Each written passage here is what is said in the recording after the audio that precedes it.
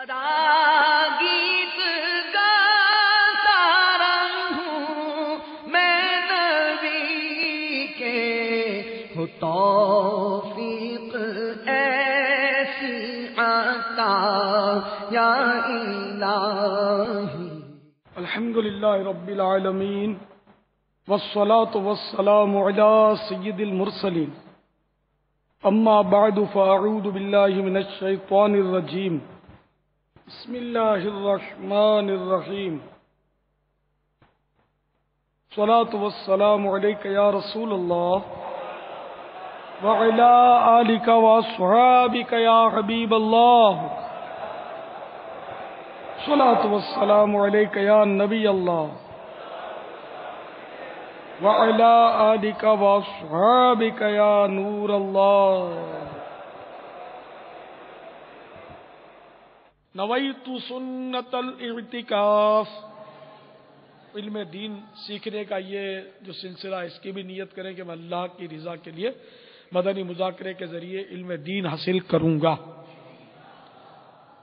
रात में घड़ी भर दीन के मसाइल में मुज़ाकरा करना सारी रात की इबादत से अफजल है। तो अब यह कि इस फजीलत को पाने के लिए इस्लामी भाइयों को चाहिए कि वो हमतन गोश रहें, यकसुई के साथ इसको सुने, न इधर जाएं, न उधर जाएं, न उधर देखें, न इधर देखें। तवज्जो के साथ इंशाअल्लाह सुनेंगे तो बहुत कुछ सीखेंगे। इधर उधर देखते रहेंगे, उठकर चले जाएंगे, लेट जाएंगे, बातें करेंगे, टेक लगाकर सुनेंगे तो फिर ये वो नताइज हासिल नहीं हो। टेक लगाकर तो वैसे भी नहीं सुनना चाहिए, क्योंकि टेक लगाकर सुनने से गफलत का पूरा इम्कान है, आपकी तवज्जो हट सकती है, फिर नींद भी चढ़ सकती है। बाद बुजुर्गों का तो यहां तक मनकूल है कि वो नींद से बचने के लिए अपने आप को बांध देते थे खूंटे से ऊपर, कि झोंका लगे तो यूं वो रस्सी पकड़ लेंगे। तो आप खुद अपना सामान करेंगे नींद का कि इल्म दीन भी सीखना है, और टेक लगाकर आप बैठेंगे तो फिर शैतान झोंका देगा, हवा चलाएगा तो नींद आ जाएगी। या फिर ये कि कहा कुछ जाएगा, समझेंगे कुछ। तो ये मुस्तकिल इसकी नियत करें, कोशिश फरमाएं कि जब जब इज्तिमा में तशरीफ लाएं, दर्स में, बयान में, या अपने जामियात के दर्जों में पढ़ने के लिए तरकीब हो, असातिज़ा समझा रहे हों, तो टेक न लगाया करें। कोशिश करें दो जानू बैठ सकें, जितनी देर दो जानू बैठे, इल्म दीन के अदब और एहतराम की नीयत से, और हमेशा इसकी भी आदत बने, इसका भी सवाब मिलेगा एहतराम का। जब थक जाए तो जिस तरह मुनासिब समझे आप बैठ जाएं, फिर थकन दूर हो जाए, याद आए आपको, तो कोशिश करके फिर दो जानू हो जाए। दो जानू माने जिस तरह हम नमाज में तहियात में बैठते ना, उसको दो जानू बैठना कहते। सल्लु अलल हबीब सल्लल्लाहु तआला अला मुहम्मद।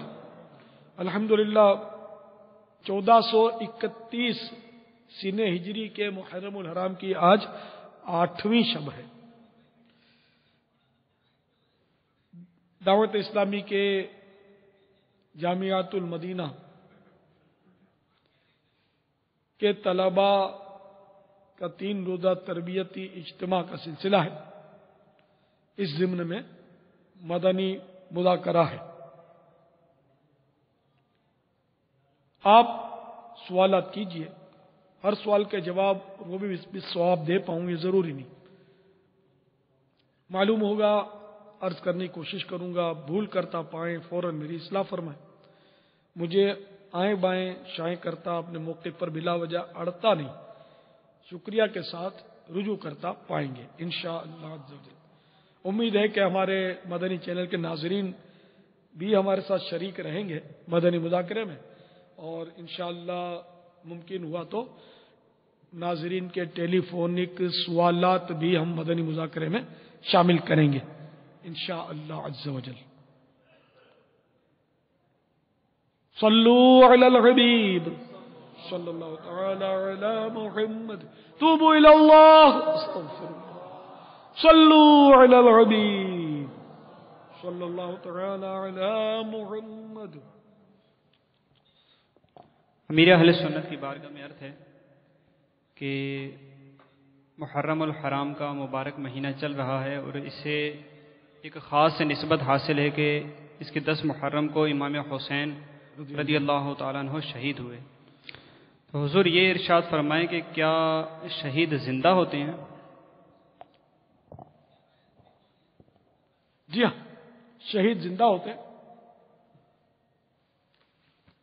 چنانچہ پارہ دوسرا سورۃ البقرہ 154 نمبر آیت، وَلَا تَقُولُوا لِمَن يُقْتَلُ فِي سَبِيلِ اللَّهِ أَمْوَاتٌ بَلْ أَحْيَاءٌ وَلَكِن لَّا تَشْعُرُونَ.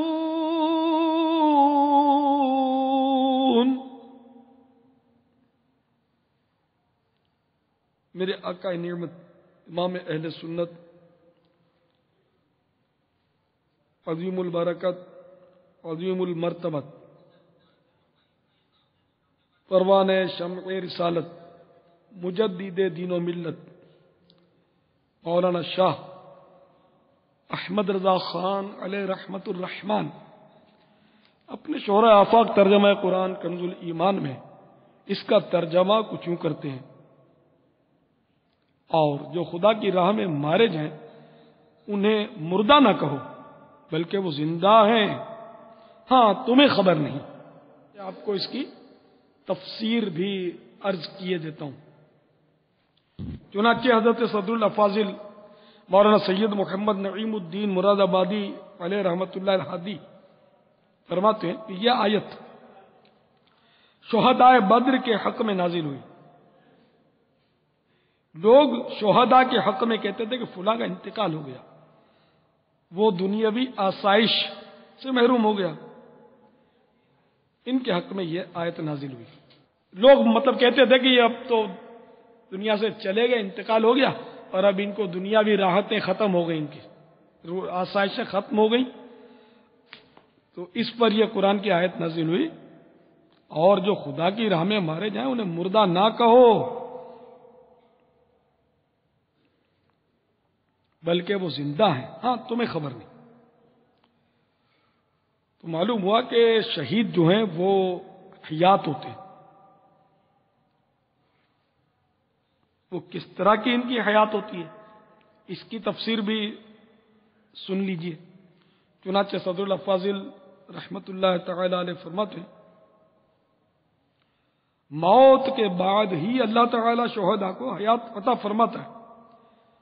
ان کی ارواح پر رزق پیش کیے جاتے ہیں، انہیں راحتیں دی جاتی ہیں، ان کے عمل جاری رہتے ہیں، اجر و ثواب بڑھتا رہتا ہے.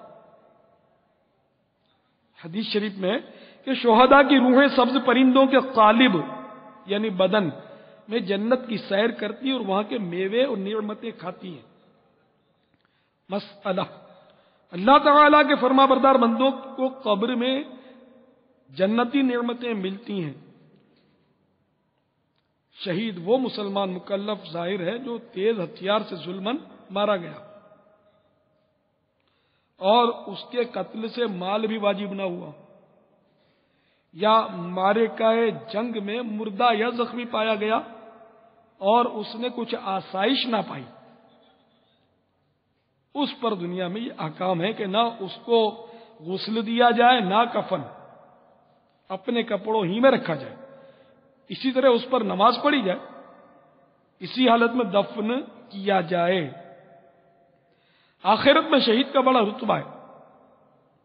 بعض شہداء وہ ہیں کہ ان پر دنیا کے یہ احکام تو جاری نہیں ہوتے، لیکن آخرت میں ان کے لیے شہادت کا درجہ ہے، جیسے ڈوب کر یا جل کر یا دیوار کے نیچے دب کر مرنے والا. طلب علم، سفر حج فرض، راہ خدا میں مرنے والا، اور نفاس میں مرنے والی عورت، اور پیٹ کے مرض، اور طاعون، اور ذات